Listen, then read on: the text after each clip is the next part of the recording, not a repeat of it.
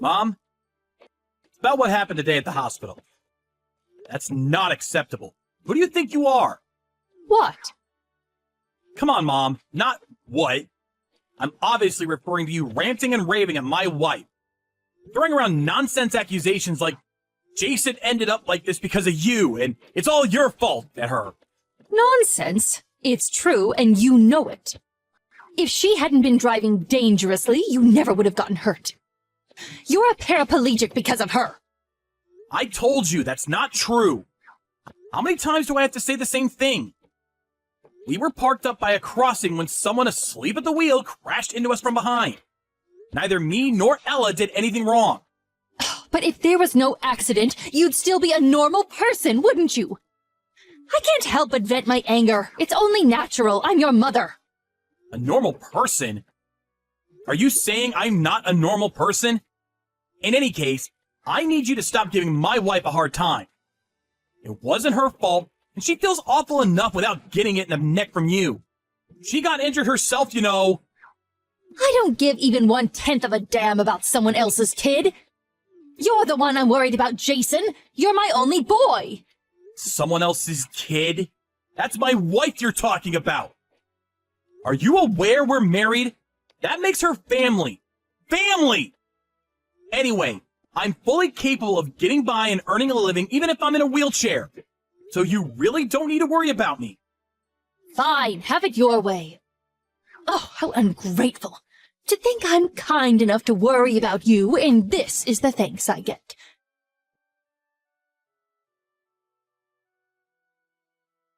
Jason, listen to me. I had a long, hard think last night. And I decided it would be better if me and you never had anything to do with each other ever again. I think we should cut all ties, son. What? It's time to address the elephant in the room, son. You're a cripple. Living alone is going to be virtually impossible for you from now on. There's no hope of you being able to look after me when I'm old and infirm if you can't even look after yourself. Old and infirm? What? Basically, you're cutting all ties with me because I can't look after you when you're old. That's not the only reason. On top of that, I simply don't have enough time or energy to look after you. Which means it would be quite inconvenient to have you around. I'm already getting old, you know. My knees creak, my hips ache. I'm no spring chicken. My plan is to live out my years getting by on your father's inheritance. That would be a lot easier for me if I had one less family member to worry about. Think of it as an opportunity to express some gratitude for all the hard work I put into raising you. You'll accept, won't you? You can't be serious. Is this the kind of thing a mother says to her heavily disabled son? Can't believe it. Come on, Jason. Surely you can see it can't be helped. I put in years of blood, sweat, and tears into raising you and did a damn fine job, if I do say so myself. I had no issue with devoting my time and energy to you when I thought it would pay off after I reached an old age. But now? What use is a son who can't even walk around without assistance? And I'm asking you nicely. Won't you be a dear and free me from my servitude? I see. Basically, what you're saying here, Mom, is that the only reason you had me in the first place was so I could change your diapers when you get old. And now that I can't walk due to the car crash, I no longer have any value. So you're throwing me away like a piece of garbage. On top of that, you also plan on keeping all my dad's inheritance for yourself. Even though he specifically stated a sizable chunk should go to me. It's hardly my fault. Want to know what the single most important thing in the world is, son? Having a solid plan. If I cut you out of my life, I can live out the rest of my days entirely on your father's money. As for your side of the bargain, you also get out of having to care for me when I'm old and frail. No matter how you look at it, it's a win-win situation. Do whatever you like. I won't try and stop you cutting me out of your life. But don't you dare try and contact me or my wife ever again. This is final. That's my line. Don't bother showing up at the house and try to get your greedy hands on the inheritance, because you won't be setting foot inside ever again. Starting tomorrow, we're strangers. Is that clear? Okay, fantastic. Bye-bye.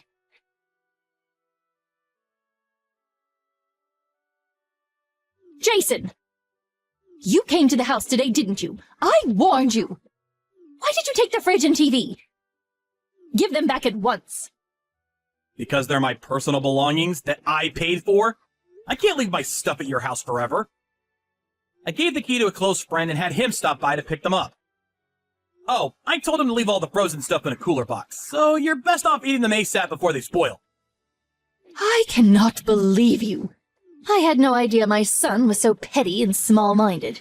Oh, did I say son? Oh, my mistake. You're a stranger now, of course.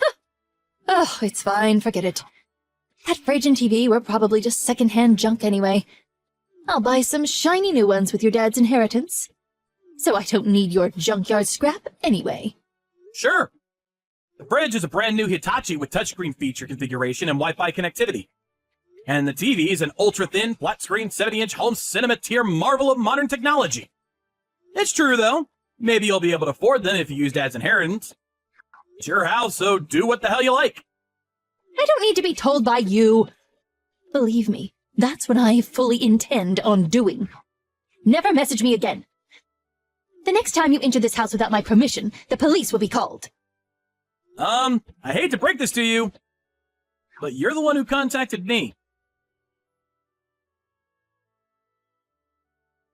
Jason! What? I was sure you told me we're cutting all ties. Did I dream it? Don't be sarcastic with me, boy. I have one last thing to tell you. Believe me, you'll want to hear this. What? I threw away all the stuff in your room. You did what now? Think about it. There was no reason for me to keep a complete stranger's belongings lying around in my house. Yesterday was a combustible garbage day, and today was large refuse. Which means that in just 2 trips from the garbage collectors, all your stuff is gone forever. How lucky am I? Does that also include the cards in the cardboard boxes? Probably. I threw everything away after all. Oh no, there weren't items of immense sentimental importance in those boxes, were there? Oh, what a shame. I'm choking for you here. I'm so sorry. Oh, tragically for you, though, I threw them out yesterday. So there's no way of reclaiming them now. I threw away your luggage, too. With this, the cutting of ties is complete. Now we really are complete strangers. Now, for one last time, never message me again. You really went and did it this time, huh? What? Did you really throw away Dad's inheritance? Inheritance? What are you talking about? His collection. Oh man, you really went and did it this time. Each and every item in those boxes currently sells for somewhere in the vicinity of $400 to $1,600. He didn't own a single thing that wasn't worth something. Plus, he had absolutely tons of stuff. That stuff was worth tens of thousands of dollars in total. And that's a conservative estimate. I wouldn't be unreasonable to put the combined total at over $75,000. What? What are you talking about? You're lying. Those boxes are full of nothing but silly kids' games. Junk! There's a premium on junk like that in certain circles. They were only set to go up in value, too, since they're no longer in production. Go ahead. Try searching for expensive card game on the internet. You'll be surprised. Chances are the majority of results you'll get were the things in the boxes you just threw away.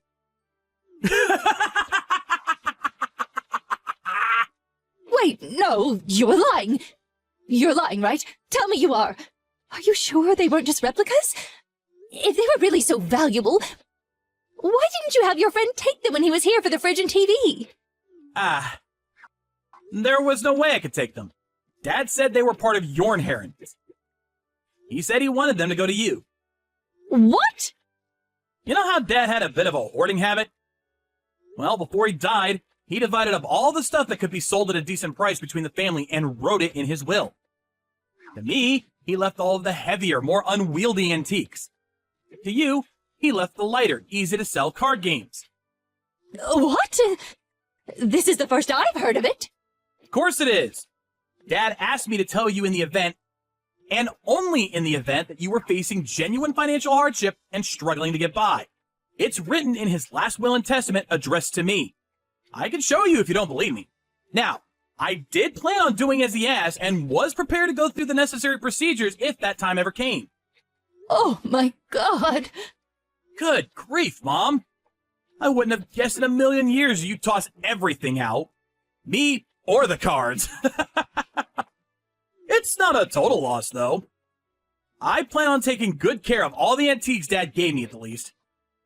Jason! You get yourself down to the landfill and start digging through the trash at once. What? No way! I'm in a wheelchair. That's impossible. But you said that stuff was worth $75,000. You might still make it if you go now. Hurry up! Move! I don't think so. You said you tossed them out yesterday, so they've probably all been crushed by now. Don't get clever with me, boy. I know. I'll make you an offer you can't refuse.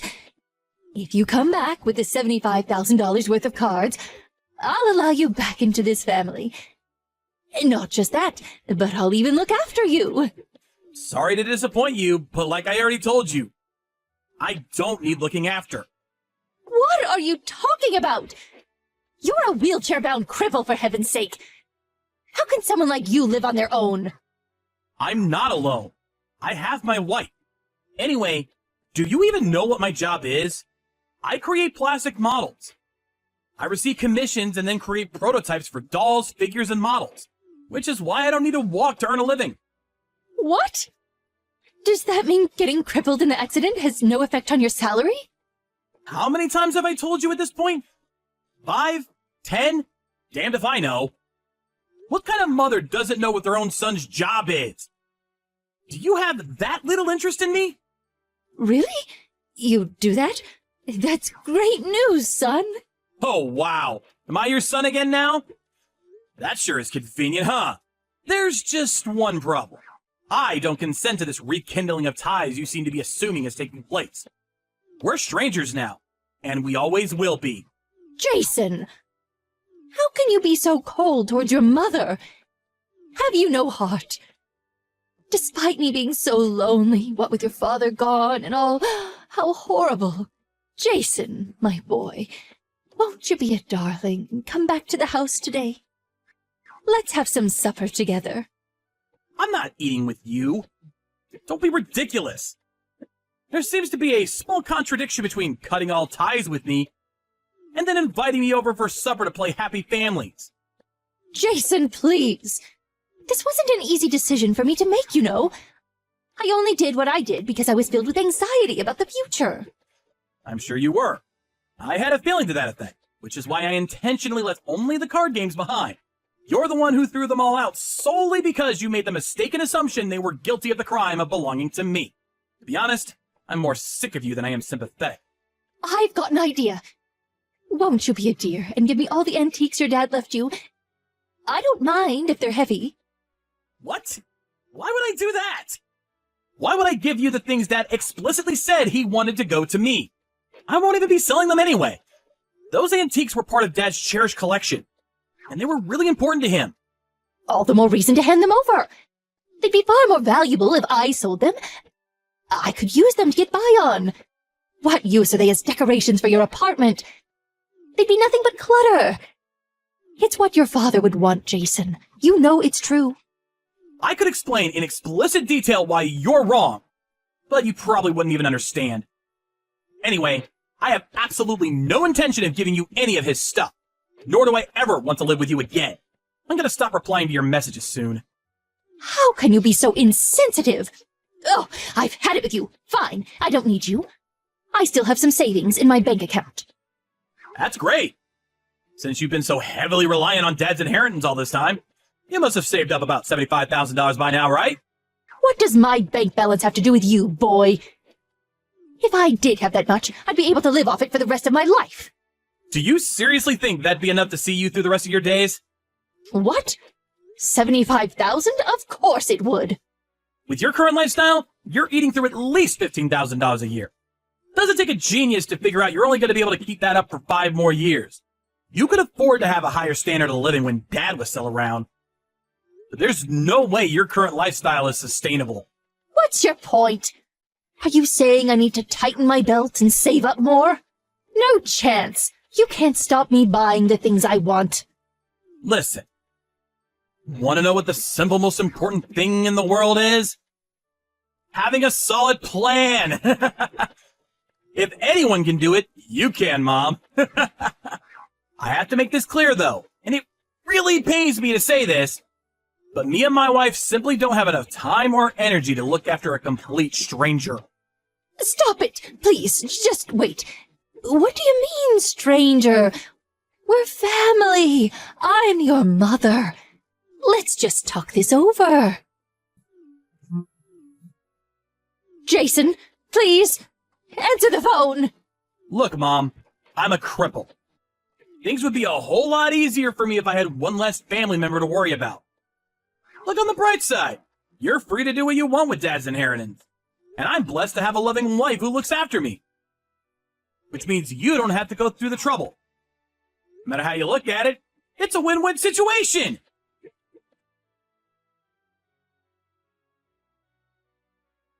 Apparently after that, much to my astonishment, my mom ran to the landfill on her own and entered illegally by climbing over the back fence in a frenzied panic.